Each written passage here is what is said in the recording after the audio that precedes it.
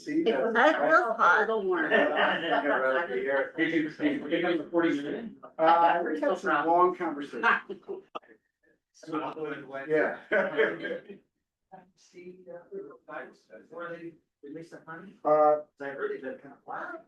They said they were gonna hold it till there was a 7 states agree. Well, We're still talking, but at this point, we told them we need. So they actually told me we could answer pretty quick. Now, may not be the answer, but it's. Yes, it works. It is, it's better to have certainty than what it is. We're gonna say it's gonna happen. Yeah, yeah. Well, we'll figure. We but we just need to know so that we have one in the front way to figure it out. Yeah. That's what you were. Right. Well, good. All right. Yeah. We have board. You gotta put in the blood sweat and tears. I wait a minute, how long is this gonna go for? He's like, Tell you, yeah, more than I I've think been you might alive. be the only person that's still on the board. Was on the board. Repeat, maybe. Read, yes. Fair. See, man, you see, it's funny, so. Yes. No, legal. We gotta learn 2 years later. Okay. Well, thankfully, or really not. Yeah. No snowstorms. There are no storms anywhere. Yeah. I mean. It's snowy and sleep tonight. It happened, there was very little snow left, but, they have gotten more snow.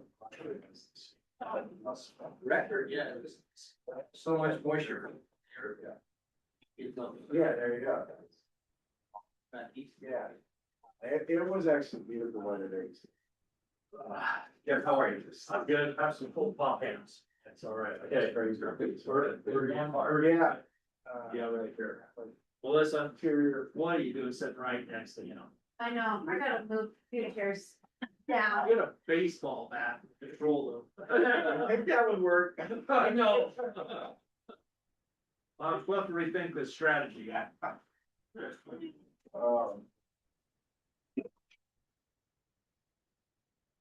Tom, what are you doing sitting in the back row? Sitting there just for the girl. What do you know about it? 53 on here. Is that right? 53, is that today? No. Yeah. 53. So yesterday, we had like 30 person, so today was. I just found emails. Congratulations, Tom. Yeah, at least 50 for cover. We're on 59. River something, How are you? Good job, Ken. really good. Well, Yeah. She's third generation both sides of the family. Yeah. What's her last name? And then you send you in the. Brett. Hudson outfield, single, yeah.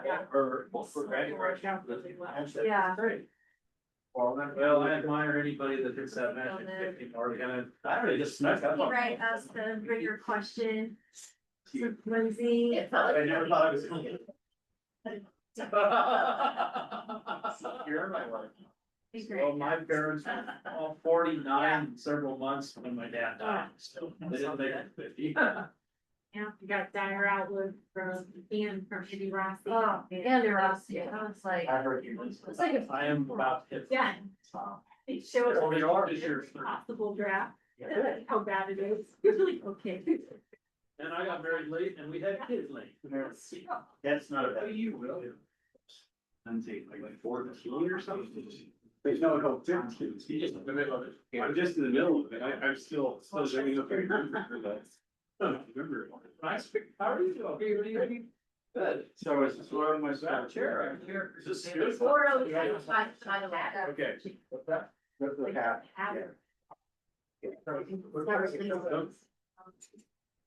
Recorded? You can. All right.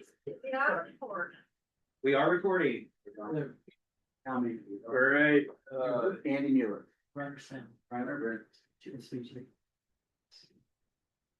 Looks like we got everybody here that's gonna be here in person perhaps, so let's go ahead and get started. Let's start over here on this end and introduce yourself if you could. And go around this way, then go to the online folks. I'm Ryder Stamler. Live north of Tom Gray, or south. Here now since 81. Welcome, neighbor. I'm Andy Mueller, General Manager at the Colorado River District. Rebecca Reed-Moore, Water Resources Engineer and Project Manager with the Colorado River District. Melissa Wells, the Community Funding Partnership Manager at the River District as well. Ken Brenner, I'm the IBCC rep for the Yampa White Green and work with Headwaters of the Colorado District. I'm Will Myers. I'm the agricultural rep on the Yampa White Green Roundtable. The Jeff Comstock, I believe I'm a public at large rep. I'm Gray, Director on the River District. K. Wright Jacobs, Trumbull. Okay. Sally Kirby, Capital Liaison. Kristen Skronsky, Young White Green Recorder. Brian Roman, Water Resources. Your life, Visual Resources. Thanks, guys. Come on up, yeah, come on up. We got a picture. Who do we have anybody online? Hi, we have Kent Bertries. Kids. Hey, Ken. Hello, Kent Vertrees, recreational rep for the roundtable. Mario Sullivan. Hello, everybody. Mario Sullivan, Rangeley Municipal Rep for the Basin Roundtable.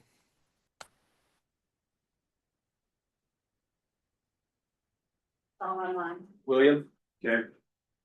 Here. Timmy Newton. Bill Badaraka, at large member. All right, that's all it's online then. Does anybody have any changes to this agenda, the order where we're at today? Any modifications? Just raising his hand saying hi. I was just waving at Frank. Sorry. Frank Alford.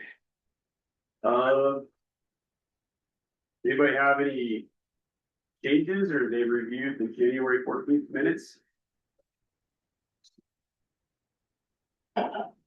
Let's just look. Like, okay. Oh, yeah, it's down. Yes, so. Okay. So then we have to approve it. Sure, all right. We did have public comment. I do want to touch on public comment real quick.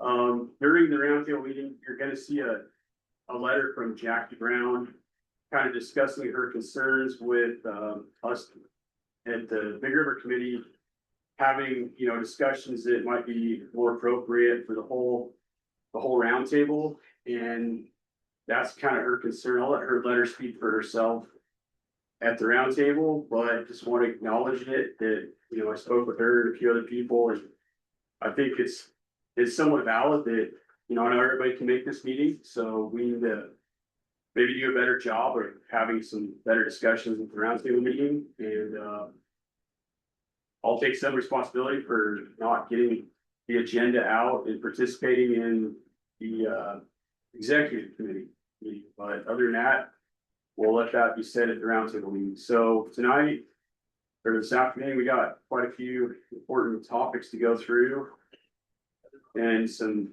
important people to discuss them. We got Rebecca giving us some hydrology. Where is Jackie's letter? I don't, is it somewhere? It's what? Round table. Is this the round table pack? Yeah, this one. Thanks, Matt. I see it, thank you. It's like the fourth page in. So then we got Andy Mueller joining us from the Colorado River District and talking about some post 2026 aspects and some CCU principles. And then we got Ken, and if Jonathan's gonna. Yes, he's here. Okay. Gonna join us to talk about the IBCC updates. And with that, let's let's go on. Chairman, I move to approve the agenda as presented. So moved. Thanks. Thanks, Ken. Can you seconds?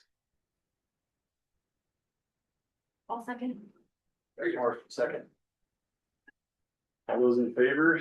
Aye. Aye. I, All right. Are you ready? I am ready. All right. I need to be able to share. Oh, I've got it up and you, is this, no, that's not it. All right. I was That's the other one. That's me. There you go. late last minute working on this. I didn't get it sent to you, so You can share now. dang.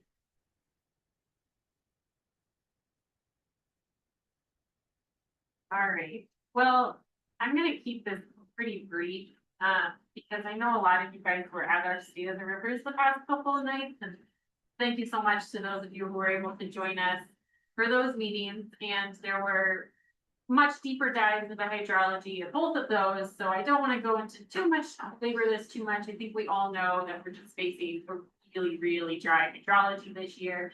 And really the biggest story that's different than previous dry years is just the temperatures. This is a plot that I think a lot of you guys saw of the State of the River. To give a brief update for those who didn't see it, it's kind of breaking up 130 years, water years into different quadrants, into how they rank. And so you can see that this top left quadrant is warm and dry. We have average temperature on the right side of the graph. So the higher the little dots show up, the hotter those years were, and then that bottom axis is wetness. So the farther right they are, they're wetter years. So anything showing up in that bottom right quadrant is cool and wet. But you know, we're really up here in this warm and dry. That volume button is kind of covering it, but 2026 is that top circle up there, the star. So it's not the driest year on record. Of those 130 years, we're about the 40th driest, but it is definitely the warmest. Wow. So that is where we're sitting. Rebecca, Yeah, it's done. what data points do those come from? You know, that's a good question. This is something that comes out of the Colorado Climate Center. I'm not sure exactly what their data points are. And I should mention too that this is the whole Colorado River Basin within the state of Colorado. So this is not specific to the YWG. This is kind of the Colorado section of Colorado. So Rebecca, Yeah. I wanted to ask this question last night, but didn't. How could I find, or is it possible? What does that map look like when you overlay it over the 1,500 tree ring record? You know, I'd be very curious. You mean if you added 4 years of data? Well, that 100 and some odd years there, if you put those analogs with that 1,500 year tree ring Colorado. But my curiosity, I mean, just is the one that took the Anasazis out.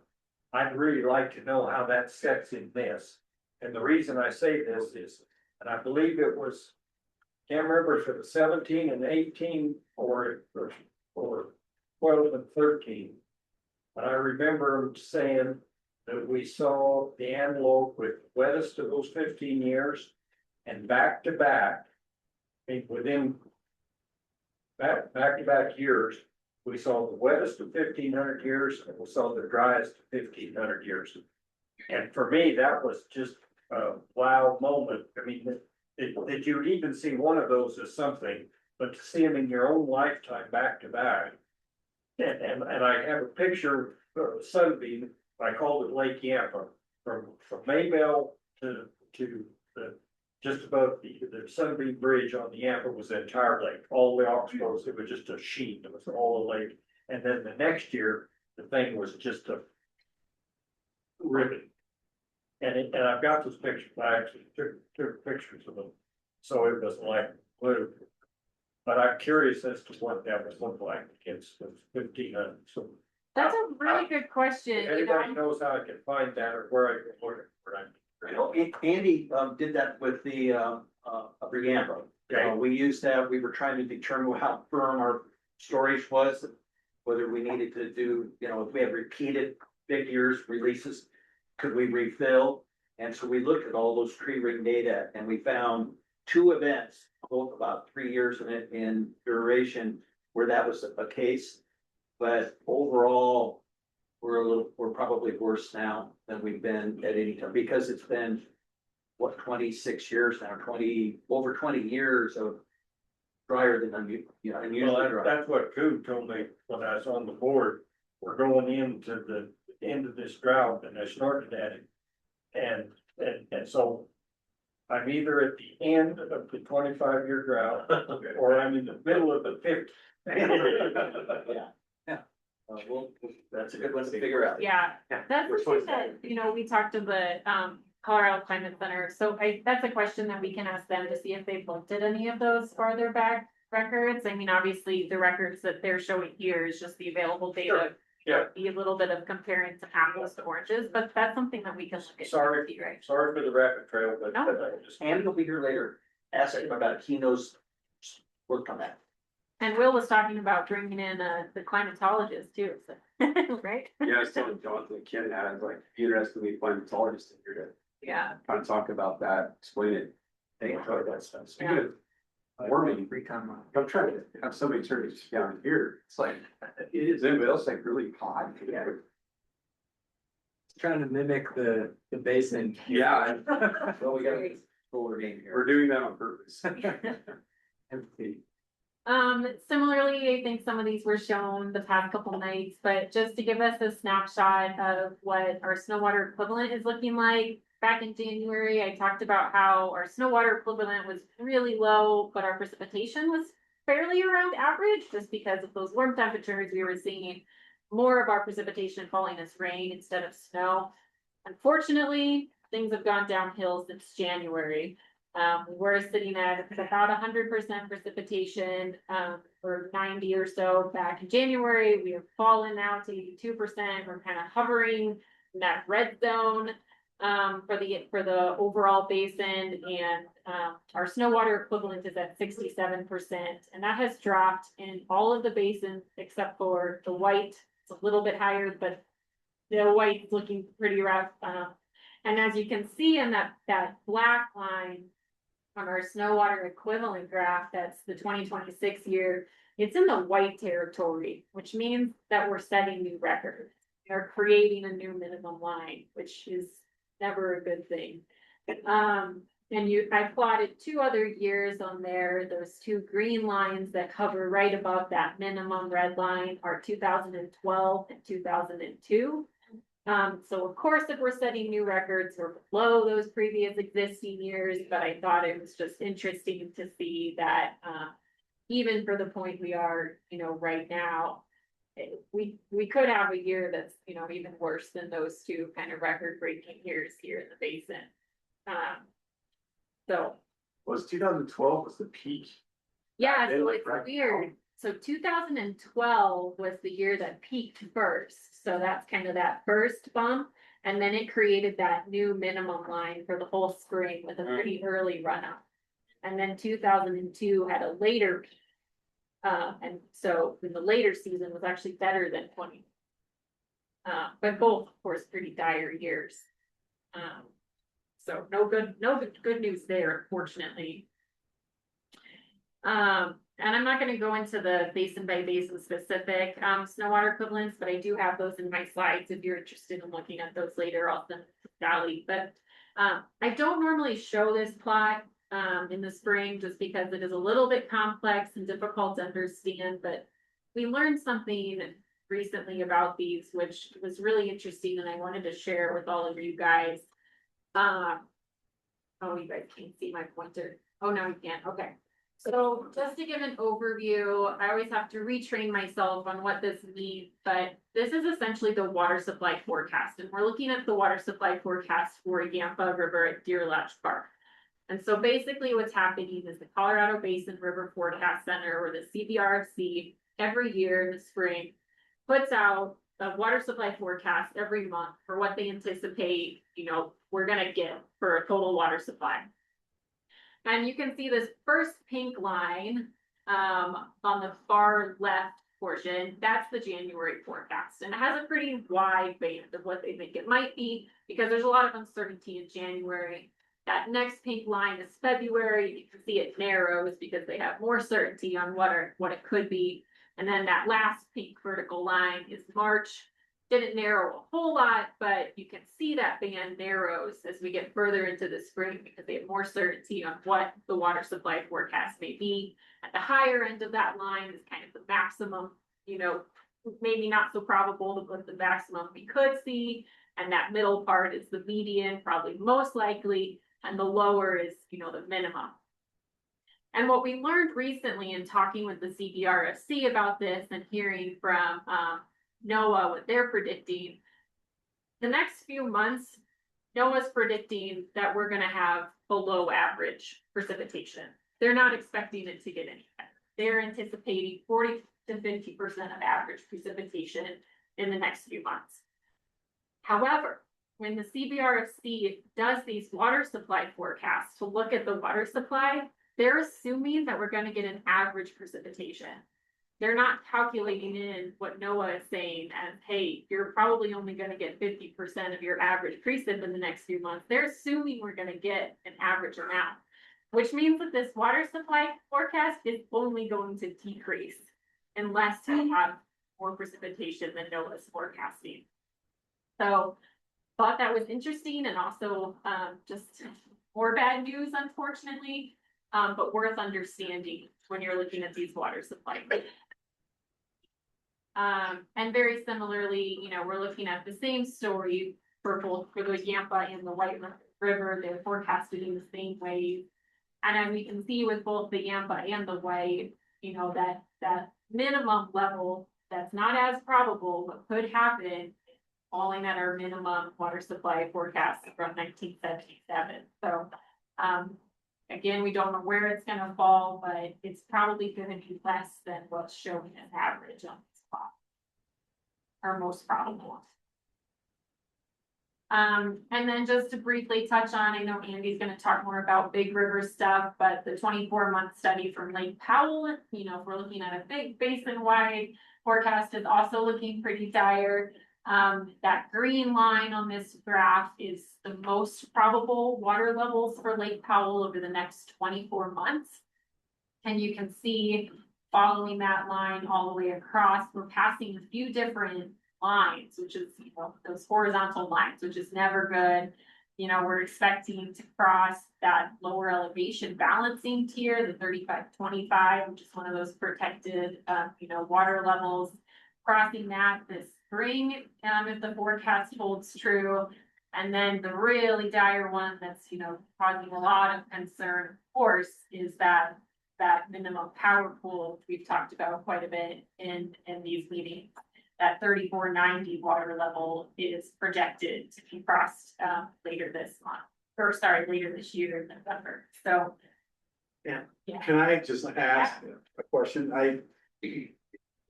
The same bias that you just talked about in the Yampa at Deer Lots gauge, where they're not taking into account NOAA's predicted precipitation levels, which are dismal, but throughout the entire Colorado River Basin are not being taken into account here. Is that correct? So right. These are assuming average precipitation from this point in March going forward. March can be one of the wettest years we have. It doesn't appear like it's headed that way at all. So that I just want to be clear that that's why many of us say ignore the green line, look at the red line, because that's where we seem to end up in almost every drought year. And that line is really scary. Really scary. Yeah. So just Yeah, just if it does follow that red line, it wouldn't be the first time that we've seen it go to that red line, because yeah, Before August, we would see. Yeah. Minimum power.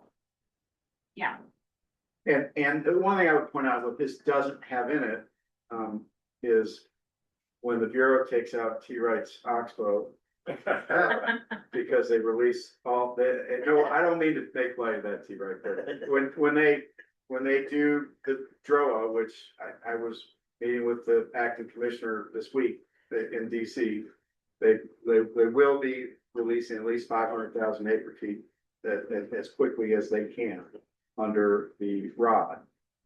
This summer, they haven't announced that yet, but they will be doing that. I missed our work group meeting, it was today. Yeah. And, my brother-in-law was there, so, and they sent the draft, I gotta look at the draft. But now you all understand, just so you understand, voodoo doll that I play with, this is why I pray for droughts.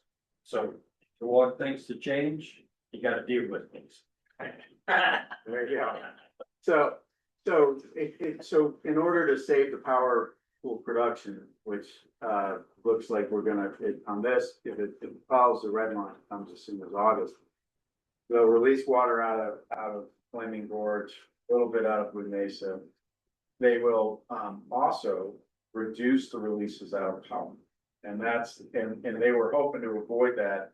It now looks like they will be down at 6.5 or 6 million acres this year, up now. Which one can say, finally, you guys are paying attention and stopping the other end of the problem. It will drop us below 82.5 on our 10-year rolling average very quickly. And that is important to remember. We can talk about that. But I just think this graph is helpful if you're thinking about where we're actually going to end up. Because that red line is, that's what I look at it and I anticipate that's where we're going to be. Because if you don't plan for the worst, then you're Agreed. Yeah. So if there's no modifications made in the basin, do they have a predicted inflow through Powell on the red line? I think that is below 3. Okay, about 2.6. 3 million, 2.6 million acre feet total inflow? Yeah. Total inflow. Yeah, That's horrible. it's a very different world. Oh my gosh, that's terrible. Maybe you mentioned 500 acre feet or 500,000. 500,000. Where's that coming from? All Flaming Gorge? Mainly Flaming Gorge, Blue Mesa, despite the rumblings, from Gunnison County will contribute something, it just won't be. Majority of Flaming Gorge. I was wondering, this is kind of peripheral to the water, but are you familiar with any studies as to what happens when Powell loses power production to the western grid? Economics and, overcharging one area versus another. Well, luckily we have this excess of natural gas right now in the world. Oh, wait. From a talking So, was really stable. Too. yeah, at least it's stable, so we should be just fine, right? But that, Wyoming will fix it. I think it will force, if you look at there's I want to say 50, somewhere between 111 and 150 contractors from WAPA that depend upon power. The tri-state being among the biggest. Our number of cooperatives in Colorado are direct contractors. I think all of them will end up, they have contracts with WAPA. WAPA ends up on the spot market covering that. They pass that along to there's some federal cost share, but a lot of it right to us as consumers. So, Yeah. thanks. Good question. We blame you for that, and you Yeah. heard it from you first. Yeah. It's a really serious concern, and it's you saw Excel's news that they're pushing to keep their plants online. This is part of why they're pushing. Well, that's all I have for the hydrology update. Happy to answer more questions. But I wanted to make sure we have lots of time for discussion. I will end it there. Okay, Andy, do you know where we could find the best answer on this, the effect of, to answer Jonathan's question more thoroughly about what should we expect to see in that chronology? I mean, they haven't talked much about it. Yeah, I would think, if you could get her to come to the roundtable, Leslie James with, WAPA, covers Colorado River, issues for that. Or she's the CREDA, she's the CREDA, rep, so she's the representative for purchasers. So I would talk to Leslie. And I'd try to find her email, yeah. With those, well, Yeah, CREDA. So she would have probably the best understanding. Yeah, 1320. Um, And especially if we lost the same capacity out of Mead, right, which really put a dent. which is a That's like- little bit behind where we are. It'll have power for another year or so, so. So we've had an interesting discussion in our land use board meeting.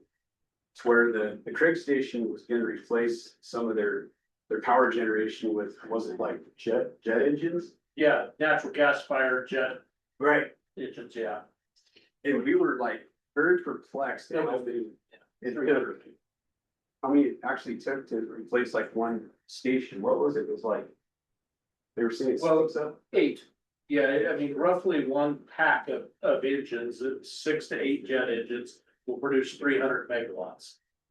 That are powered by natural gas. And so that's, you have to know that's one station. But that's assuming you could actually get a jet engine delivered Yeah. anytime in the near future. And right now, because of all the mega data centers building their own power plants, they have ordered the jet engine, they've cornered the jet engine market for the next 10 years. Point well taken, and we're being It's told that. Google, yeah, it's Google, it's OpenAI, it's Elon Musk, those guys have all put in way advance orders on the jet engines. And we're being told the same thing. Yeah. Yeah. It's unbelievable. It was just kind of surprising to me how much power comes from those. You think like a 737 or something has a 4 or something on there, so it's like, oh wow, that's like equivalent of a third of the power plant. 2 planes. 2 planes. Yeah. What's the full car production? Here's about a third of a gig. It's actually like what? 13 megawatts. Well, 13. do you want me to? Yes, if you're, all right, ready, and all right, I am, so I wanna, I know this is the Big River Committee, the roundtable, so I think you're, Andy, would you stand? oh, yeah. See ya. yeah, sure. I was using Will's head as a mirror, but you're. Wow. Say, tough crowd, yeah. I might stand here, podiums make me nervous. Distorted though. Yeah. Being wrinkled like all this. Yeah, well, so I know that, you all follow the Big River issues pretty closely, and I apologize if I want to try to make, like, level the playing field, make sure that folks in the room are on the same page with where we are in the process with respect to operating rules on the operations of Mead and Powell.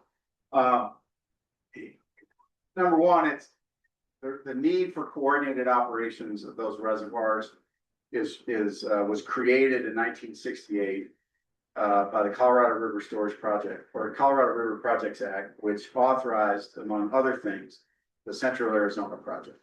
And in that, the Congress required Interior Secretary to come up with guidelines and requirements to run those two reservoirs in coordination with one another.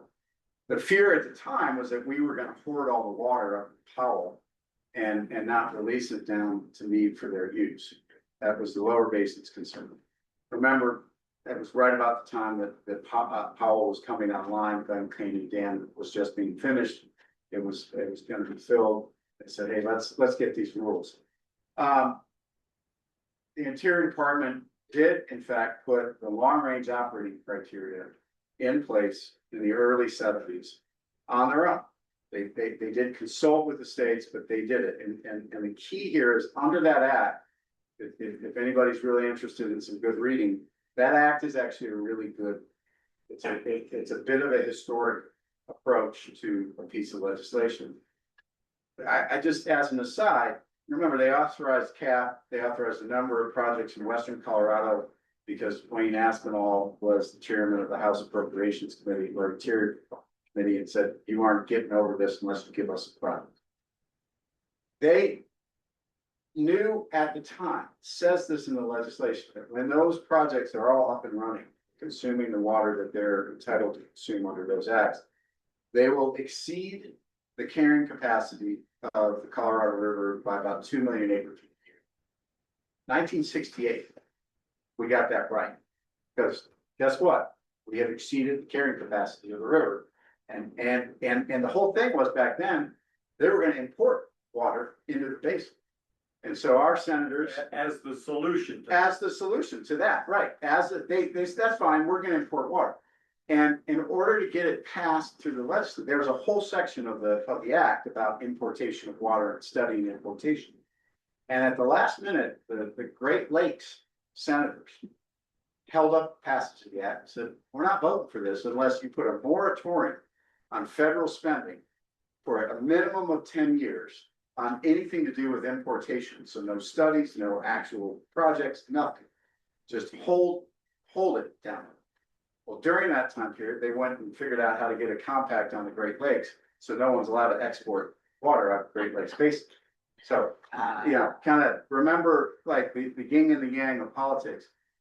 And 68, right? The environmental movement kicked in full swing. The idea 10 years later of some major importation project was just off the books. There wasn't a national politician in the country that would actually agree to a major importation program, whether it's out of the Missouri, the Columbia, the Great Lakes, bringing icebergs down. I mean, these are all things we've studied, right? I mean, and our office somewhere, I've got a map of they actually had the pipeline course for the from the Snake River down to Lake Powell. We knew exactly where that was going to go, right? So if you just think about the bravado of the late 60s that was there, and it was ground to a halt, and the projects were built, the importation never happened. But we've had a decline in the flow, which I don't think was fully anticipated back then. So you have all of that going on. The other thing, which we'll come back around here in a minute or two. Just remember that in 1968, the Arizona got $480 million, which today I think is somewhere in the $4 or $5 billion range, from Congress to build the Central Arizona project. And they agreed to take the junior right. They had just finished decades of litigation with California where they were determined to be co-equal. And then they subordinated their biggest water right on the river in cap in order to get it built. They have forgotten completely about the fact that they agreed to that junior right. They don't remember that at all. And so it's in that context in which the long range operating criteria, it worked from the 70s to the early 2000s. And then because the reservoir started dropping and they kept releasing, the minimum presumptive release under those long range operating criteria was 8.23 million acre feet a year. And so that's what the Bureau just kept presuming was available to be released out of Powell. And they realized that they were crashing the system. They said, well, yeah.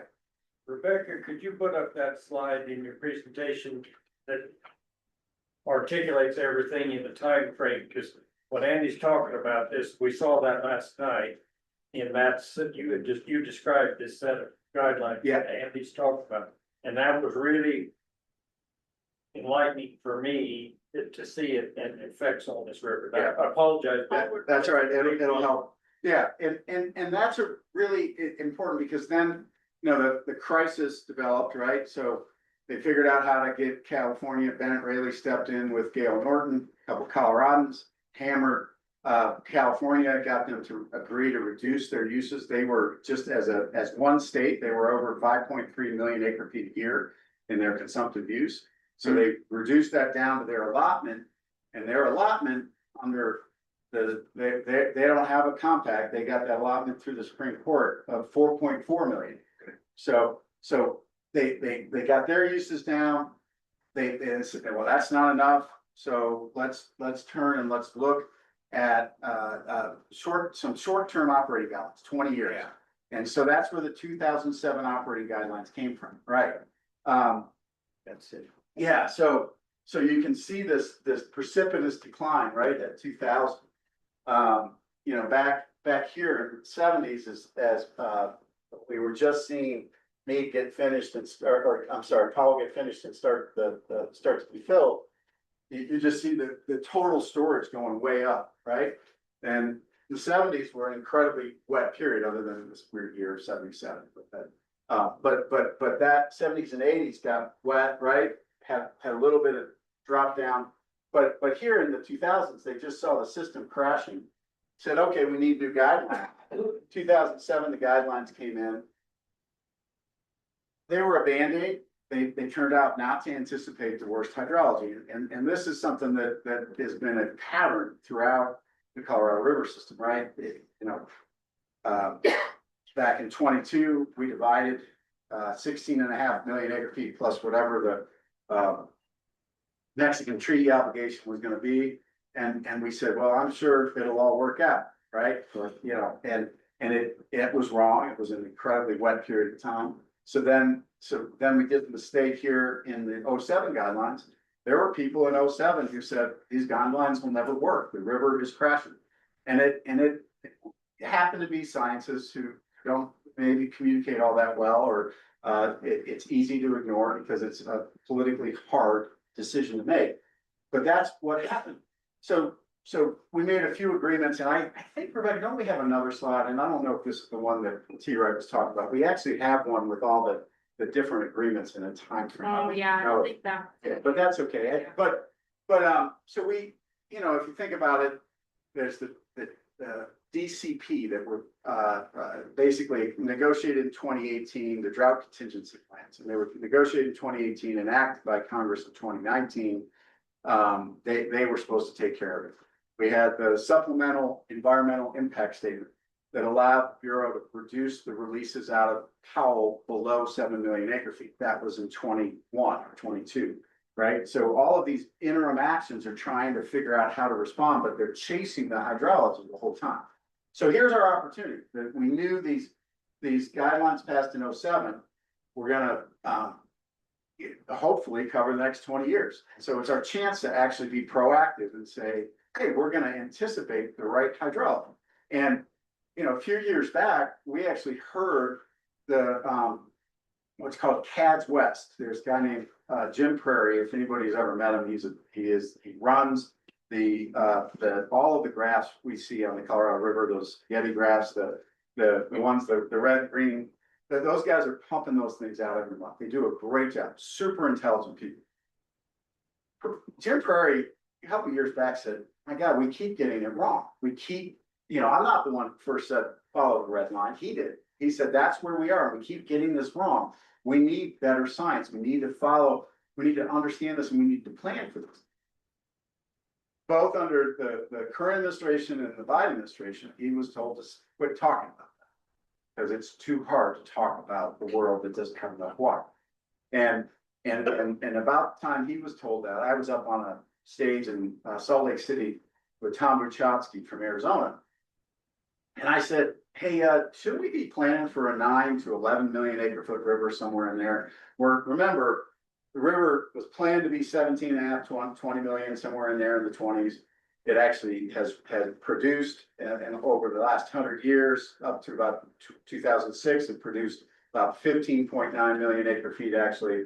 And then since 2006, we've seen it run about a 12.5 million acre feet. But if you look at the last 5 years, it's close to 11.5 million acre feet. And so I said, well, shouldn't we be planning? I mean, we see this river going down, and shouldn't we at least plan for a 9 to 11 million acre foot river and have guidelines that respond to that? And Buchatsky was just completely honest. He just said, well, I'd lose my job as soon as I got off the plane in Arizona if I said I'd agree to that. We can't agree to that in Arizona. And I said, well, you don't really have a choice to agree. It is what the river is. I mean, he said, no, we just can't agree. We won't agree. We will never, ever agree that the river's going to go that route. I said, okay. So So let's see how this goes, because at the time, we're pushing reclamation, and I will tell you, our state, our district pushed reclamation to be realistic in their plan. They came out, so as part of the environmental, the NEPA process, they are required to issue a draft environmental impact statement. If you were doing it as a private citizen or an entity that runs a reservoir where you were building it, you would have to list a preferred alternative in your draft environmental impact statement. They didn't even bother to list one because there's nothing in there that actually works. They just said, well, here's 5 alternatives we studied. And we don't know which one we're gonna go with, right? And their storyline is, what are they? Well, the first one is supposed to be their interpretation of LROC, right? So option number 1 in the draft EIS is the long-range operating criteria from 1970. Why are they doing it?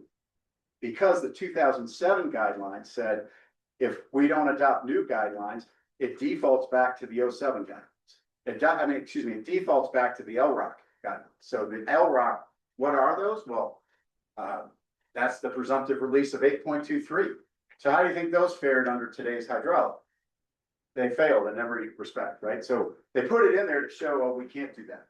So then they said there's a basic coordination alternative. What is that? That's the one they can do without any agreement between the states. Probably do a couple other things, but that's where we're headed, right? So we think, because the states have blown past the November deadline, they blew past the middle of February. And let me just back up. Why are the states even involved in this discussion? It is a decision that is made by the Secretary of Interior. That's what the 1968 Act says. It doesn't say anything about a consensus of the states. It doesn't say, go out and gather all sorts of ideas and get everybody to agree. It says the Secretary shall decide the coordinated operations. And it has section 602A that is very clear about the elements that are supposed to help that secretarial decision to be made in that 1968 Act. The Secretary, through the Commissioner of Bureau of Reclamation, has said, we don't want to get sued every time we issue one of these. We'd much rather have at least the 7 states agree on something. And that's why the 07 guidelines were a product of collaboration and consensus. And that's why all those interim band-aids along the way were done through agreements between the 7 states and the federal government, because they want to avoid being sued under NEPA. Yeah. So, Andy, did I hear you say that 68 Act trumps our 48 compact? It gives us master or destiny. No, Basin. no, I would not ever say that. I would say the coordinated operation of those reservoirs is we did agree that is a secretarial act. What we do with our water and what our obligation is at Lee Ferry is wholly a matter of what the upper basin has agreed to in So the they still gotta consult with us pretty heavy. Yes, yeah. But here's the kicker is they said, hey, we've got this alternative, this is our Federal Alternatives Act. And because they don't have a lot of authority in the upper basin, there's not much they can do, right? So in fact, what the Secretary has said is, we're gonna cut under the basic coordination alternative, we're gonna cut 1.5 million acre feet, or approximately that much, down in the lower basin. Most of that is gonna be done by priority. So Arizona, taking the junior priority, is gonna get hacked and cut and lose most of their water through the Central Arizona project. Just to be clear, the rest of their state still gets water. Yuma is a little bit like the west slope of Arizona. Yuma has very senior agricultural rights that are way senior to the Central Arizona project, and those rights were not subordinated as part of the 1968 Act. So Yuma, talk to rangers down there, farmers down there, they feel a lot like the west slope. They feel like everything's going all right. We actually have our own water. We have senior water rights. We are, they call them, prior perfected rights. We call them pre-compact, but they say, we got it. It's all right. Except when the cities don't have water, they're going to come condemn those water rights in Yuma, and they're gonna bring them, pump them through the Central Arizona project, and they know that. That's the same problem that we face in the West Slope with our pre-contact water. But it's, nonetheless, if you think about where we are, they say, well, we're gonna do most of the cuts down there. And we're gonna try to go up to 2.1 million acre feet of cuts. Remember that every one of the contractors down there, and there's about 11 of them, not a whole lot, that have contracts with the Secretary of Interior for release of water out of Lake Mead. They all have provisions in their contracts that gave the Secretary the authority under emergencies to reduce the deliveries of water. And without compensation. So they gave that up. Why did they give that up? They gave that up in order to get federal money and federal funding and have the federal government build the Boulder Canyon Project Act, which today is known as the Hoover Dam and Lake Mead. They did that in 1929. They gave up that right. They all contracted away what were their historic prior appropriation rights in their own states. So the authority down there is much greater. We refer to the Secretary of Interior as the water master in the lower basin. He doesn't actually have that title. They have a whole lot more authority. That's so on one hand, we can all say, oh, too bad you're gonna get cut. We don't really care, but we do because the basic coordination alternative also says they're going to continue what we now today call DROLA releases, the drought response relief or releases out of Flaming Gorge. We're going to continue those 500,000 acre feet or more, depending upon what we can do under the records of decision of the upper initial units. We're going to drain those at times when we need to in order to protect infrastructure, right? So that's, and we say, well, we only signed an agreement, the upper basin says, we only signed an agreement through 2026. And Secretary of Interior will say, yeah, we didn't actually really need you to sign that agreement back in 2019. We just made you feel good by letting you sign it. It's still our decision. They're still our reservoirs, and we're going to release it to protect the colony. And that's what they have told the states. And so they're gonna release the water. They can probably get about 500,000 acre feet out and still arguably comply with the record of decision. I know some people might have a different interpretation of the records of decision, but that's what they are saying. So they get the water down there, and then the question is, after you drain Flaming Gorge, because you've got about 3 years of 500,000 acre foot releases before you have effectively drained Flaming Gorge. You can't get water out of Navajo because when they built the pipeline, the Indian Gallop pipeline there, their intake is so high in the reservoir that if they drop the reservoir down and use it for its intended purpose, which is to help us with compact compliance, they will prevent the tribes from getting water and the Navajo, and they don't want to do that. And so they're never actually used Navajo the way they should. They've been relying on Flaming Gorge, and the Mesa doesn't remain full even in wet years because they don't want the ice to back up and take out the Gunnison Airport. So there are problems with the structure of these reservoirs that we've created, thinking that we were never going to owe the water downstream. But when you get to the point where you've released all of the water out of Flaming Gorge and the river is still crashing because the lowest the feds say they can go under that basic coordination alternative is 6.5 million acre feet. And if you keep going at 6.5 million acre feet, you will damage and get to and stay at the power pool. It would be below the power pool or close to what they would call dead pool. It's not really the dead pool, but it's the power pool. You'll be right there. And they say, look, we're going to take additional unspecified actions in above Lake Powell to make sure that we don't damage our infrastructure at Lake Powell. And we said, what additional unspecified actions are you talking about? Any actions that you're going to take under this environmental impact statement actually have to be modeled, and you have to identify them. In order to model them, you have to describe them. You have to tell us what they are. No, we're not gonna tell you what they are. So that's one of the things we've asked them to do is say, well, what is it on your basic coordination alternative you're gonna do? And when we talk to them, they'll hint at it. They'll say, well, you guys have participating units that are participating projects from the CRISP Storage Project Act that built Powell and Flaming Gorge and Navajo and Aspinwall. We have significant authority in those. And you say, well, what are they? They're Ridgeway, they're Crawford, they're Vega. None of that, maybe Ridgeway's got about 20,000 acre feet they could drop out. You know, the absolute little drops in the bucket. There's nothing there. So then the question is, well, what other projects do they have? What other authorities do they have? Well, they don't have any authority in our prior appropriation system. They can't force us to curtail water users in our priority system.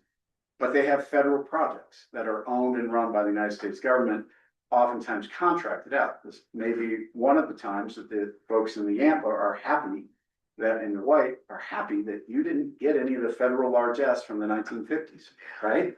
Because they're eyeing, and I guarantee you there are solicitors right now, if they haven't finished the work yet, they're doing it now, figuring out their argument for draining the Colorado Big Thompson project, both the west side and the east side. It's a Green Mountain Reservoir.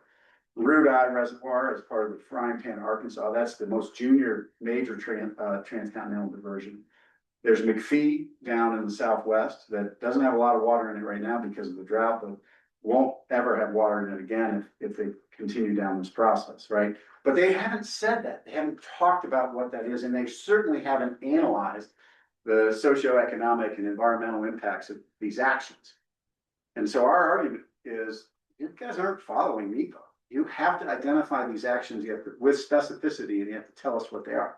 So that's a long way of saying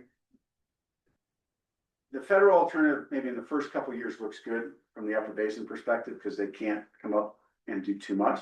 They can wreak havoc economically and society, at a societal level on in Western Colorado based on their ownership and operation of other projects. And I think when push comes to shove, we will see that they will try to take those actions.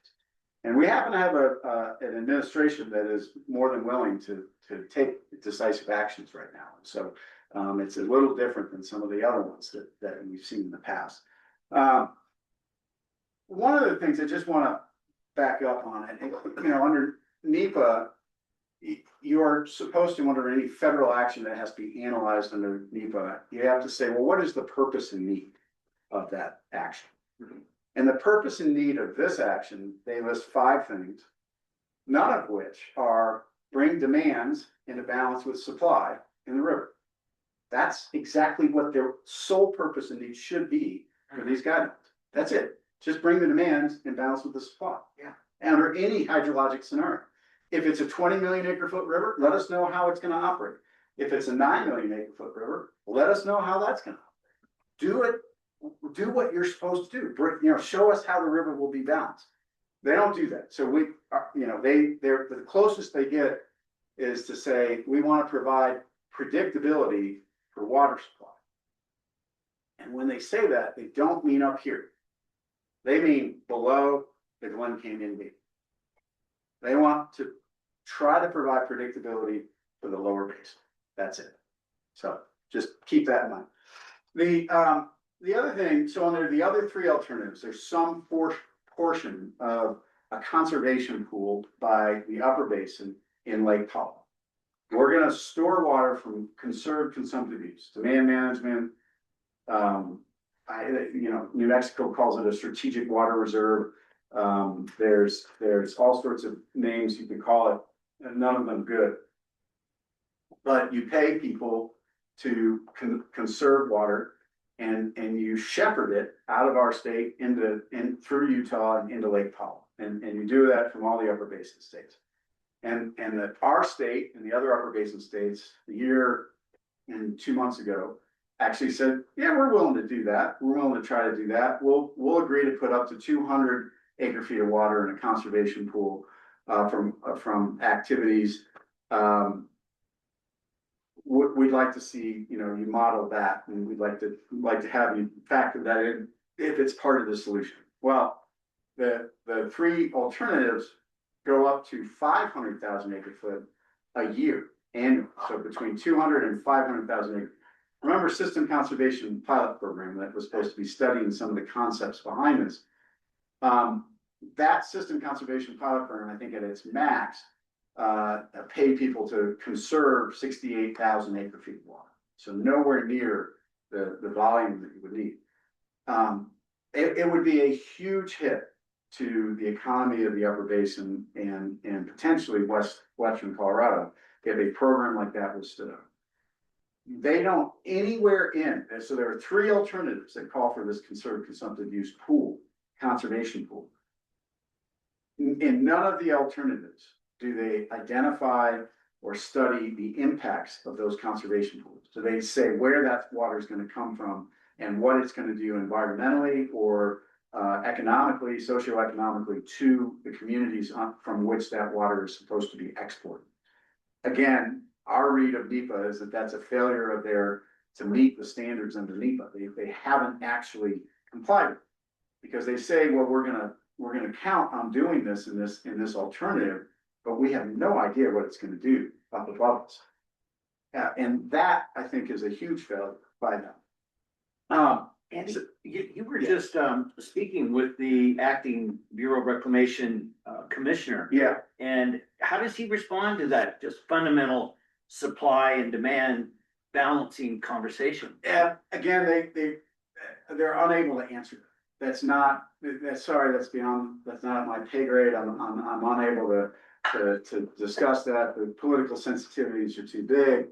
We can't imagine, and it really is, there's really only one state, maybe two in this basin that are swing states, and that's what they'll say.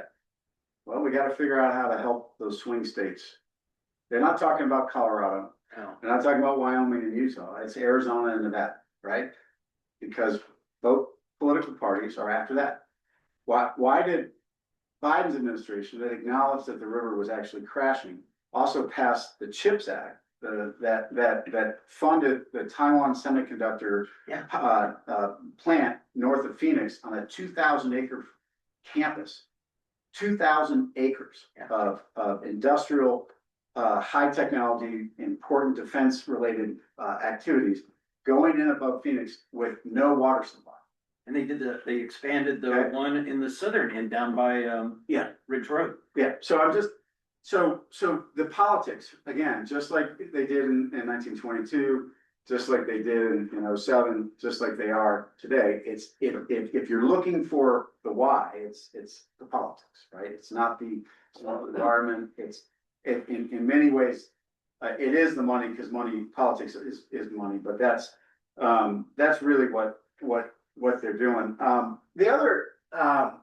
The other thing that they didn't do is they spent a lot of time in the main body of the environmental impact statement, analyzing the impacts, the economic and environmental impacts of shortages in the lower basin. Man, we're gonna really hurt the Gila River Indian tribe. We're gonna hurt the communities around Phoenix. There's gonna be great economic devastation. There's not a word in the main body of the EIS about the shortages that you all experience and that we all experience in Western Colorado every year. Not a word about how those hit us. Not a word about how the economics of our natural shortages are, much less the added shortages through a conserved consumptive use program, right? None of that. They do reference our shortages in a appendix, like appendix 15, in a small little paragraph. They talk about it. They acknowledge that they exist. They don't know what to say that, but they spend chapters in the main thing talking about the economic impacts, environmental impacts down in Arizona. The bottom line is all five alternatives fail under what the Bureau themselves have defined as critically dry hydraulic. That's that river that flows on a 10-year average between 9 million and 11 million acre feet. All five fail. What do I mean by fail? I mean, they lose power at power. I mean, in some of those scenarios, the Grand Canyon goes completely dry because they can't even, they go below the river bypass tubes in the Glen Canyon Dam. That's assuming that they function, but they go below it. They crash meat and put meat below power pool and bring it to dead pool in many of the scenarios at the 9 to 11 million acre foot river. It is the idea that they don't have a single alternative that actually keeps the river flowing is absolutely irresponsible to me. I mean, I just, and so our letter is less hyperbolic than what I'm saying. It's spoken in a nice, polite, political tone, but it does bring these points across. One last point I would just point out is they refer to the lower basin reducing their consumptive uses, getting rid of their system losses, accounting for them, the evaporation and transit losses. They refer to that as a shortage for the lower basin. And we've asked them to reframe this in their final to not include that within their definition of shortage in the lower basin. So that is an integral part of their consumptive use is the evaporation off of their major federal reservoirs. It is an integral part of their consumptive use to lose water as it gets released from me down to the All-American Canal. They need to account for that, and they need to have that assigned to them, just as Aaron will assign it to us when we move water in the end. Aaron, if you could maybe help the Bureau figure out how to do that, we would appreciate that. So, but that's the point. Like we've been doing this science. Our when we talk about our state's consumptive uses never being more than about 2.7 million acre feet. That 2.7 million acre feet includes 51.75% of the evaporation off of Lake Powell. It's wrapped into that number because we include that in our consumptive uses. So we say, don't call that a shortage in the lower basin. Make them do that. And not only, like every one of these analyses, by the way, every one of these operating criteria scenarios lets the lower basin take that 1.5 million when the reservoirs are above a certain level. Some of them are above, when it's above 63% full, all of a sudden, then Powell and Meade, all of a sudden they can start taking the extra 1.5 million again. Some of them it's at 82%. Our point is, if in the last 25 years, you had actually forced them to account for that and clawed back that 1.5 million acre feet. So released 1.5 million acre feet less every year. There'd be 30 million acre feet sitting in those two reservoirs right now. And you wouldn't have me here boring the hell out because there would be no crisis on the river, right? Like there might not even be a big river committee from the right? I mean, I'm serious. Like, why did you guys form the committee? You formed it because there's a huge crisis going on. And if they had actually managed the system right and followed the laws of physics, which means you account in your consumptive use for your evaporative losses, then we wouldn't be here today, right? So don't do it again. Don't repeat the mistakes of the past. So. Andy, was anybody lobbying for that over the last 2 decades to actually account for those uses? Oh yeah, yeah, over and over and over again. I mean, I have in the last 8 years. I've been run out of Arizona several times by demand. No, I realize that. Yeah. I should have maybe went back farther than a decade. Yeah. It's been going on even like. Oh yeah, since well below before 2000, there were arguments about this. Okay, but nobody wanted to do anything until the crisis. Right. Okay. So talking about any, you know, I talked about this before, the 1.5 million, they're not even gonna take that off of their 7.5 million.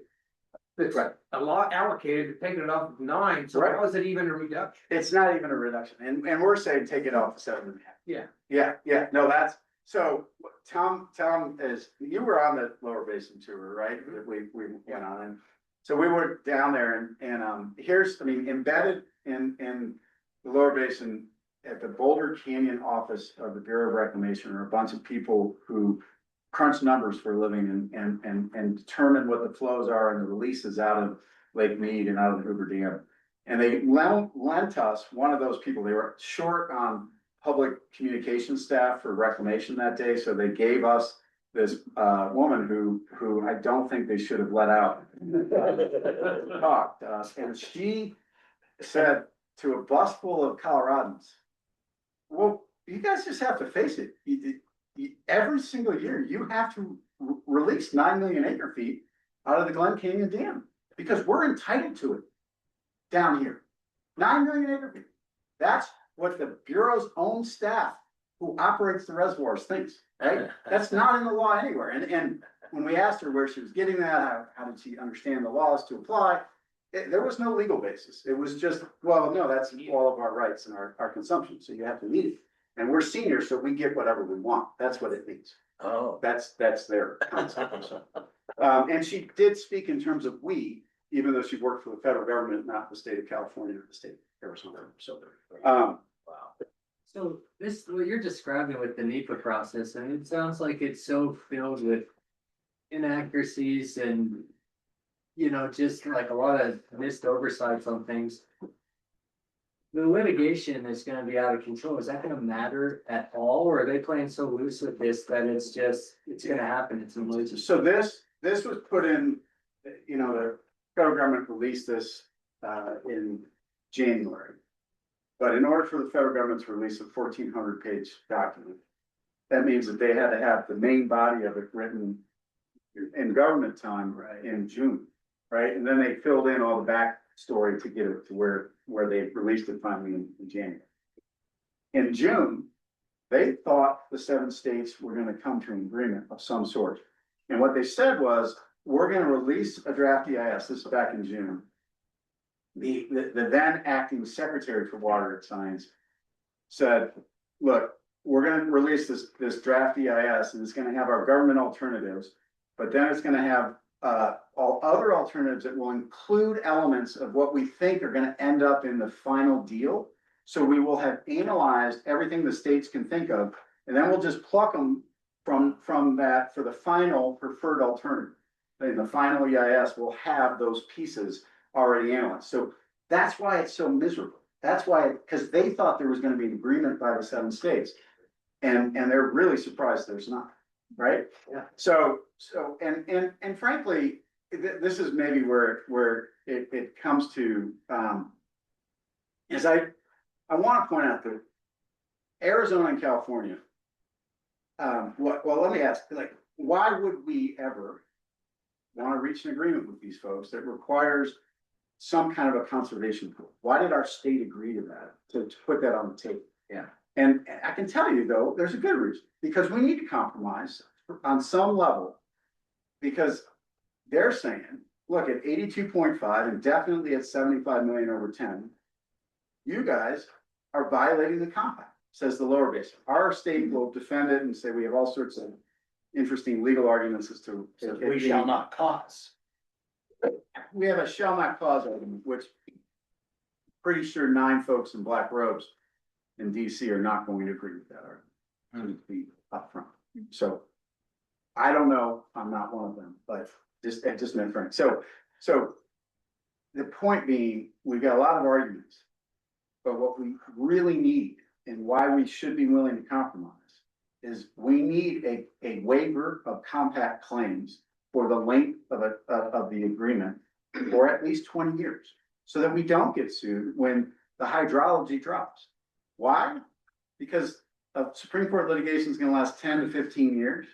It's going to cause massive havoc within our state, because we were going to find urban water providers both on this side of the divide and on the eastern slope, figuring out ways to augment their water supply with pre-compact water. We're gonna have absolute chaos breaking out inside of our own state, fighting with the Front Range over this. Because if you're augmenting a compact call, you don't need a tunnel, you don't need a reservoir, you just need to come buy up anybody's range that has pre-compact water. And that means it can be in the Yampa, it can be in the White, it can be in the Green, it can be in the Southwest, it can be in the Gunnison. It's no longer just the Colorado River that they're headed for, right? That's why we need an agreement. We as the upper basin, we have one really important thing we need to get out of it, and we didn't get that, not yet. So I would tell you that the lower basin negotiators were intending to walk this thing right up to the end and force a short-term deal without a compact waiver. And that's what they've been doing, and that's what Nevada, when they commented, if anybody's interested, Nevada's submittal attachment 4 is their latest offer in the gamesmanship. It's a short-term settlement agreement that looks worse than that basic coordination alternative I just described. Sorry. No, that's fine, and you started to maybe answer a question which I don't think can be answered. I read through was it a letter or a memo to the Bureau? Yeah, And letter. it was, I call it a wake-up call Yeah. to them. Right. And every one of your recommendations mentioned additional study. Yeah. Additional analysis, additional modeling. Yeah. Which takes, as we all know, a ton of time. Yeah. And then I look at Rebecca's graphs and everything kind of hits the fan. Yeah. A lot sooner than any of this stuff can be done. Right. So I'm thinking to myself, I'm a small operator, operate a water district, we have a problem, we solve it. How do you solve this problem near term? Number one, and number two, what's the long-term solution in your professional opinion? So how do you solve it near term? You turn off the central Arizona. That's how you solve it. And will the Bureau let that happen? Well, when you read through the lines in the basic coordination alternative, they're essentially one. And therefore, Arizona has mounted a campaign. If anybody wants to look at something that will either make you cry or laugh, depending upon the mood you're in, ArizonaLifeline.com. It is a series of videos and propaganda being pushed out by Arizona, the Central Arizona Project, that is basically saying that the upper basin, specifically the state of Colorado, wants to wipe Arizona off the map. That is a direct quote from Brenna Berman, who I went to college with 30 years ago back in Ohio. Okay, like she is saying that we want to wipe them off the map. Okay, and they've got their congressional delegation parroting those words. They've got every elected official in the Phoenix, Scottsdale, Tucson area parroting those words, and they believe. They believe that what we are intending to do is screw them. And nowhere on any of that propaganda will you see anything about the historic context as to why the Central Arizona Project was built and what their junior right is. And the fact that over the last 10 years, they've dumped over 15 million acre feet of water into the desert ground. Yeah. And they don't know how to get it back up. But they did that because they knew they were going to get cut off. They didn't do that because they were sitting pretty thinking they were safe. They knew the feds were going to be. So if I'm the feds, I cut them off, right? Because I have the authority to do it. And I'll get sued for doing it, but go ahead. So in the long term, we've got to face reality that our consumptive use is going to go down. The question is how much and in what fashion and how do we handle it? And, our district has been doing work on this. You guys have all, I think, many of you have seen the risk studies that we produced, 4 different generations of it. This is exactly what we were talking about, right? We're headed that way faster than we thought. Yeah. But we're headed there. And so what do I think will end up happening? I think curtailment will occur in the upper basin. I think it's likely that it will be in the next 10, maybe 15 years, if that's how long it takes the Supreme Court. There will be, when we are in the Supreme Court, which could easily be at the end of this calendar year, one of the first things you will see Arizona file is what we call in our state a temporary restraining order. That is, prohibit the Bureau from shutting our canal off. Health, safety, and welfare depends on it. And oh, by the way, turn off those farmers in western Colorado and in Utah, New Mexico, and Wyoming who have junior rights because they're taking our water. And we're going to see that brief and we're going to see that argument pop right up. And that's what I'm concerned about. So the long-term solution is let's plan for curtailment. If you're running a domestic water system that depends upon post-compact water rights, some of it, we are very interested in helping you figure out how to deal with that. That is true for every city in the Western Slope. We have a number of water providers who have post-compact water that is at risk. But we have to think about what it means for our major irrigation projects. Again, you guys, maybe you lucked out. You have figured out how to farm and ranch without major reservoirs providing you your water. For the most part. And the main stem of the Colorado and the Gunnison, that's not the situation. Crops don't get finished in the Grand Valley without releases out of the Green Mountain Reservoir. That's a post-compact waterway. Crops don't get finished in the Gunnison without the Taylor Park Reservoir, which is a post-compact waterway, right? So what that looks like and how quickly that changes is gonna be really. Wow. Anyway. Down to the depressing water, that's where I think things are. So talk a little bit more, and Andy and I don't quite agree on this, but if it continues to be dry like Rebecca was outlining, we're gonna see consumptive use in the upper basin about 3 million acre feet. Yeah, right. And the average in the upper basin is 4.5. You're right. So we have this natural curtailment that we do whenever it's dry.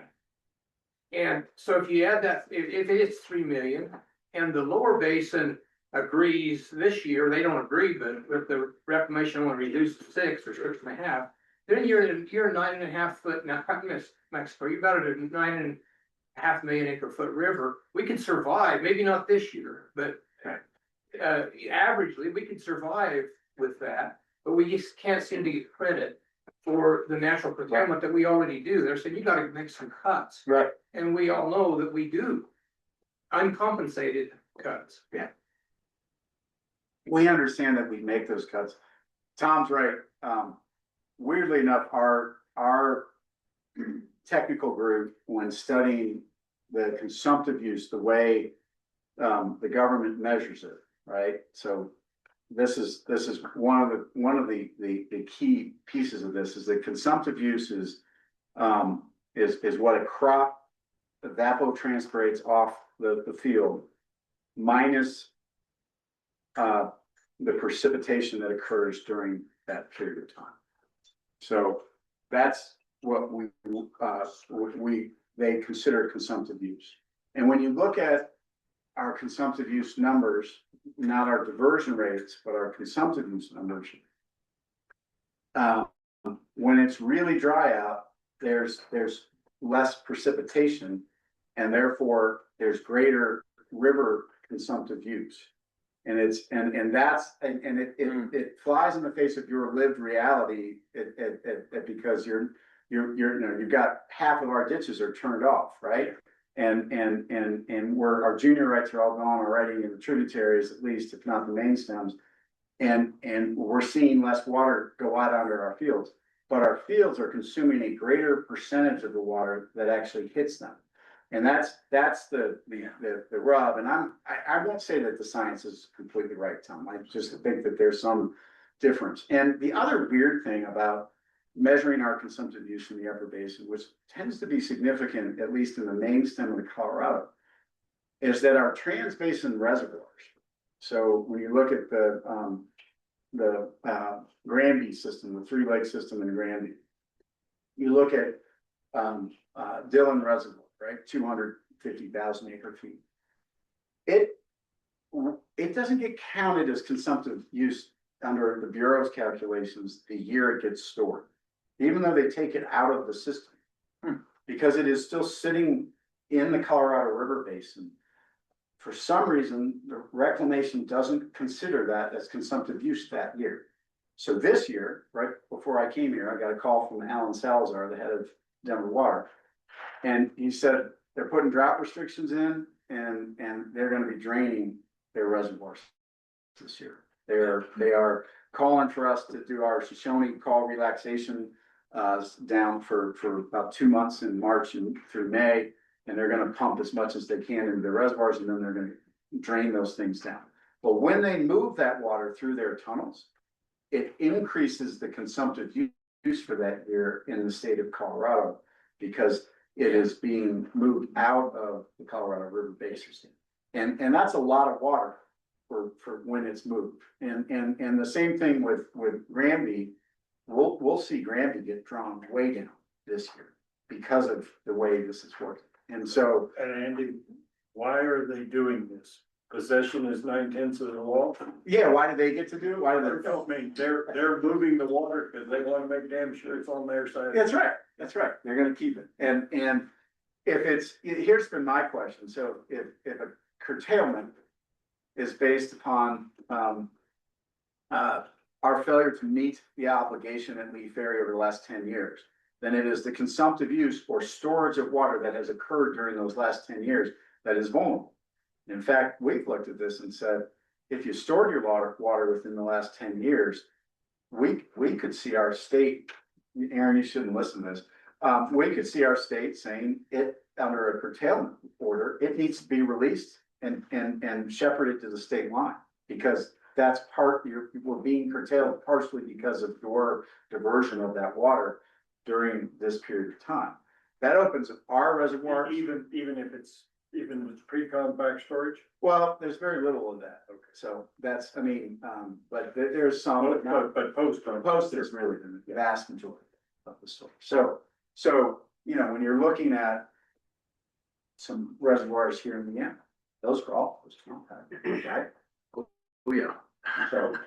So One last question, that you haven't mentioned much about whether or not the alternatives address the lower basin's use and not accounted for use of their tributaries. yeah, Is that addressed in any of the alternatives? no, and we've addressed that, and that's where that comes up. The lower basin tributary use is really going to be at the front and center in the argument. If Arizona and California follow through with their threat to sue the upper basin over dropping below 82.5, the argument is that we owe half the Mexican treaty obligation, so 750,000 acre feet a year, when there is not surplus in the system. Okay, so what is surplus in the system? Our argument, and I think this is one of our winning arguments, is that the surplus is right down there in the tributaries, in the lower basin. They have been using, on average, Bureau's own numbers, 2.8 to 3 million acre feet a year in of their tributary water, most of that out of the Gila River. That's surplus over the last 10 years, and that water should be in the system. And in fact, Arizona, and I had this very argument in December with Buchatsky and another one from Arizona, his predecessor. They said, well, but if we had left the water in the Gila, it would have disappeared. It would have just gone away. It would never have made it to the confluence with the Colorado. So we're salvaging that water. We don't owe that water to the system. And this is the weird thing in Arizona that they still don't understand, is that actually if it sank into the subterranean aquifer and made its way to the Colorado River over the last 10 years, we'd be meeting the Mexican treaty obligation. But you've taken the natural hydrology out of the subterranean aquifer and put it in your pipes in Phoenix and your swimming pools. Like that's an argument we're gonna have at the Supreme Court. There's no question about it. Well, just anecdotally, my mom lives in Phoenix, and you know what she pays monthly for water? $7. It's good. That's why there's no urgency down there. They're like, Are you serious? there is $7 a month. Wow, That's her water bill. That's her water bill. that's amazing. Yeah. So. Could I ask a question? Sure. Sorry to interrupt, but Andy, you were just talking about the tributaries and the subwater and so forth. So I know that we all know and understand those return flow issues, but is there any conversation of that at all in all of these negotiations and conversations? Yeah, although I will tell you that on the tributary issues, our state was in the upper basin, we're saying, look, we've got lots of legal issues with your tributary use, but we will agree to waive that argument as long as we get the compact compliance waiver. And so those two were shelved together during most of the negotiations that have taken place, because it was assumed that when we reached agreement on other parts, that those two would be plugged into the agreement. So, Callie, that's a great question. I will just tell you, I've had both, most of the water managers in Southern California on one trip and managers from, the CAP project and some of their state legislators up on tours in the Gunnison Basin. And we brought them down there because, because I used to practice law in the Gunnison and I understand it a little better than I understand some other systems. And there's a major call that comes on in the Uncompahgre system that shuts off 85% of the rights above it. And it cuts so deep that it cuts down to water rights, literally turns off water rights that have a priority date of 1875. Oh my gosh. Yeah, and I bring them to that. It's a big head gate. It's a canal in Montrose County, and I get Bob Burford, division engineer, out to explain to them prior appropriation as it's administered in our state.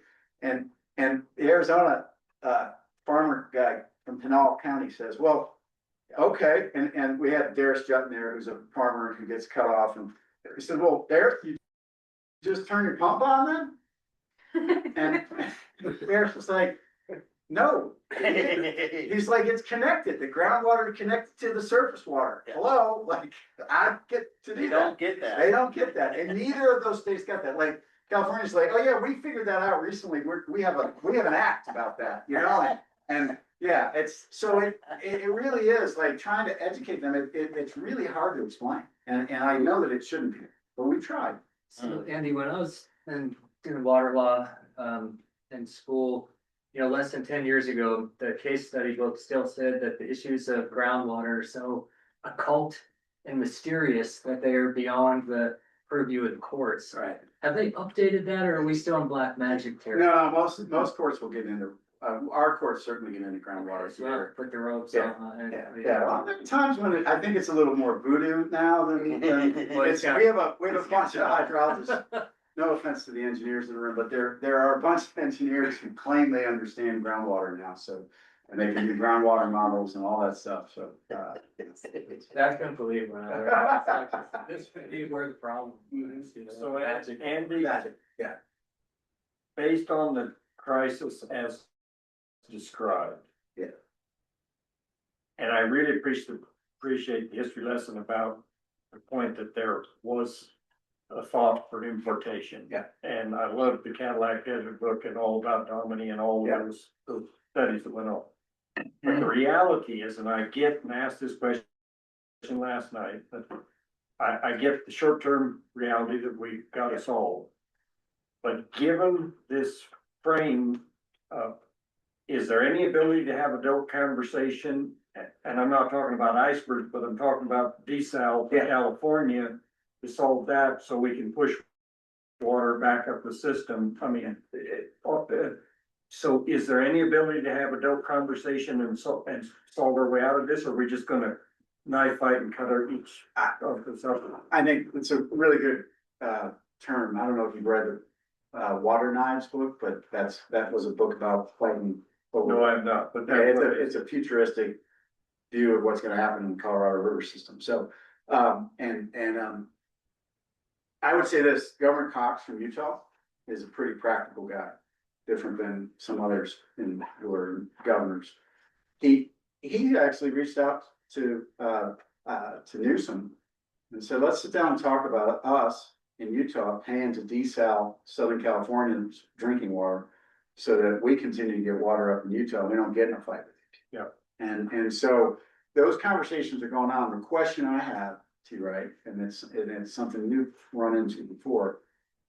You know, we're talking about NEPA, we're talking about litigation over, you know, an environmental act, right? A major federal decision, any large scale desal, right, along the lines of what we really need is gonna require federal money. And therefore, it's going to be a federal action, which will require a NEPA process. Unless Congress waives it. Unless Congress waives it. And Yeah. and I get it, Okay, I'm just saying the politics. Because we know the politics is in California opposed to desal. Right. And yet the whole area of the Mideast is. They desal everything, yeah, which. But the point is, you have to be brought, I mean, Yeah. it was brinksmanship at Hoover, it was brinksmanship at all the history you just given, so. Yes, so desal from, and right along the coast in San Diego, in LA, in that entire Metroplex area. There's also the potential, I think that actually is probably more likely than not in some of these scenarios, is a desal plant, just over the border, on the northern part of the Gulf there. And bring it over into IID. And you know, the Colorado River water is so salty by the time it gets to IID. Yeah. That it's actually not that hard to desal. It's less expensive, I should say, to desal that water to that same standard out of the Sea of Cortez there and run it through the IID and even take care of the environmental issues present at the Salton Sea. Yeah. And so those studies, I would tell you this, that those proposals, even 5 years ago, were getting laughed off the stage. They're getting some very serious attention. Arizona is spending $1 billion looking at desal out of the Gulf for that reason. And to be fair about it, and I get the humor and the deal with current administration. But that is a play that could be acceptable in this, because otherwise you're not gonna end run that environmental morass without some very bold action. Right, and if you think about it, what president, governor, Congress wants to be in charge when we actually hit what in the current parlance is day zero in any major US city or community that is producing food, right? No one wants to see if that's about to happen. And I think you're right, it's the brinksmanship where if we can establish that that's on the way, are we smart enough and able enough to move quick enough to get those alternatives in place? So, And at least offer an olive branch, well, we got a 2x4 in our other hand. right, I know, So, right. Guys, I think, first of all, that's great, Snops. I really appreciate you doing that. And I'm kind of sorry we didn't get to the CCU principles. Yeah. Maybe we can have a little more time to discuss between now and the roundtable, but, Ken and Jonathan have a bit of an update for us on the IUCC, and if you guys could, Yeah, it'll be significantly abbreviated. Sorry about that. No, thanks. You were at the meeting, so you know that we just kind of had our foot on the clutch all day. You think? But, well, the subcommittee will take care of it. Yeah. Let's start off with an announcement, Jonathan. Well, first, thank you, Andy. That was like one of the most riveting conversations on the Colorado River I've heard in a while, and with honesty, which is nearly absent in all of them, so that was really good. Yeah, so my announcement, as of last week, I was elected as a board member for the Savory Little Snake River Water Conservancy District. So I now have a leadership role in Wyoming water rights and representing those users. And because of that, to avoid any potential real or perceived conflicts of interest with the IVCC role, I'm going to resign from that position to be able to, focus on the conservancy district there in Wyoming. So that's my announcement to you all, and I'll make that aware to everyone on the roundtable as well. And then before I pass it to Ken, I'll just say I did attend the last meeting in Denver. We had a heck of a lot of work to do. We're really kind of getting into what seemed like the weeds, but it's the foundation of a bigger body of work. Really good conversations with great people from all over the state, like Andy and others. I learned a heck of a lot while I was there, and I just really recommend anyone who's interested to get involved because it's important work and really educational. So, thank you all for your support and the opportunity to do that, especially as a Wyoming resident. That was really unique. I would have really enjoyed continuing on, but I'm gonna focus on my community's needs with that role. But I'll continue to participate in the roundtables as much as possible. Well, thanks, Jonathan. Yeah, I was surprised when Jonathan said he was interested. But I have some history with Jonathan, and I know that he's an intelligent young man that's really interested in this topic. So, and he's done a great job. He shows up at C9, he shows up at the IVCC meeting, he participates fully. He's done a really good job for us. So I would just summarize what we did there as, first, let me back up just a little bit. So about a year ago, we voted to, that we believe that the IBCC had a bigger role to play in water policy discussions in the state of Colorado, and that we were willing to try to work together to come to consensus on different topics that storage being the first one, that we could collectively have 9 different basins, plus Andy's one of the governor's representatives, that we would say, we think that collectively, this is how we feel about storage. So, I mean, taking advantage of this grassroots organization that we've been farming for 20 years, let's actually put it to work. Well, that's a pretty daunting task, was to come to an agreement on the criteria of how we would compare the 9 different proposals plus input from the governor's appointees into a system of evaluating and developing a consensus from the IBCC. So that's what we spent the day doing. And we didn't finish. We got a decent outline. I think it was really important discussion. The IBCC is 20 people with an opinion. They all have an opinion, and good opinions. So it was a very lively discussion, facilitated, of course, because it's just no way that anybody would want to try to lead that if they were one of the members. But we punted it to the subcommittee, which I'm a member of, and we're going to meet, I think it's on the 24th, to try to decide on how we want to move forward. One of the, if you could scoot this thing forward just a little bit, there's a slide about 4, 5, 6 down there. Back just a little bit. The other way, yeah, right there. Well, let's look at this one real quick. These are the 3 scenarios they're going to try to use for the 2033 plan, just so you know what we're talking about. I'm with Andy all the way. The only one that matters is the one on the right, which would be high stress for the water supply and increased demand. I just don't think anything else really matters. There's another slide. Go to the next slide, please. Yeah, right there. So we've changed the schedule. We were going to dive right into preserving ag at the meeting in February, and it was clearly there is no way we were ready to do that. We haven't even really got a good start on storage, and ag is probably our most daunting topic, and arguably should not be next, probably something a little easier. So that's one of the things the subcommittee will be discussing. But you can see those topics that we still want to run through all of those. So in conclusion, what I wanted to say is that whoever decides to, Jonathan's announcing that he's going to step down as the IBCC rep because of his residency and his professional commitments in Wyoming. But we need somebody to step forward in May or have an election and say, I want to try to be that IBCC rep. So a couple really important criteria would be to be a representative of the entire basin, because we're a diverse basin.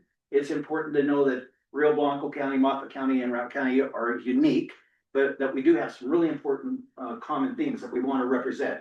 So I think, first of all, having a more universal, but a lot of us were elected to come in and represent a county government or a municipal government or a conservancy district. You got to take that hat off. And as IBCC, you have to represent the collective of Northwest Colorado. The other thing is that you need to be at least reasonably articulate, because it's all discussions. These are all-day meetings. They're back and forth, and you need to be able to be comfortable in that environment and fully participate. It's really a challenge to go through these conversations and try to develop this. This is a pretty big task that we've taken on, but we went through a very formal process of saying, if you're going to be an IBCC rep, are you willing to commit to this process the next 3 years? There's one other, where was the chart that showed the consecutive steps through the 2033? Yes, go next one.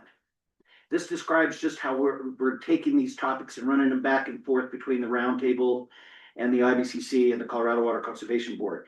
If you look down at that bar graph on the very bottom there, you can see that up until 2029, that's what we're talking about. That's what I just described as this process of engaging the roundtables, trying to have IDCC take the collective wisdom from each of these roundtables and develop some sort of a consensus that we could say, this fairly represents Colorado's philosophy on that topic. These are really big jobs. That will all feed into the technical update, then our basin implementation plan, and ultimately the 2033 water plan. That's my short summary of what we have ahead of us. We need somebody to step in. I need a partner. I need somebody that really wants to help do this. And we spend a lot of time on the phone. We talk about it all the time. It's a really exciting opportunity, but it is a lot of work. Thank you. What's the hourly wage, Kim? We're gonna double it just for you. Yeah, that's the other one is if you're adverse to doing stuff for free, which I never seem to figure that out, then you should maybe reconsider. Does your wife want to do it with you? Yeah.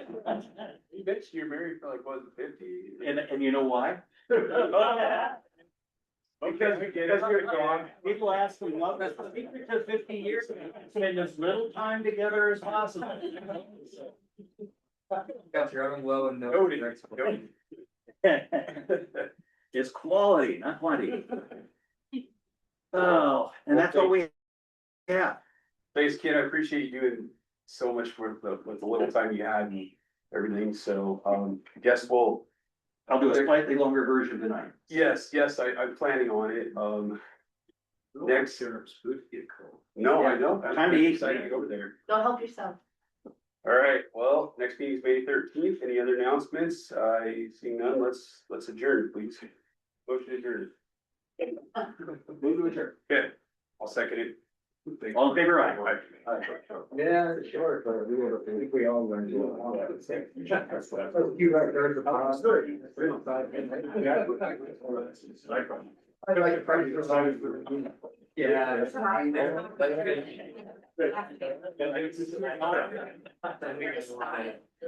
I want to work. Yeah. I was just.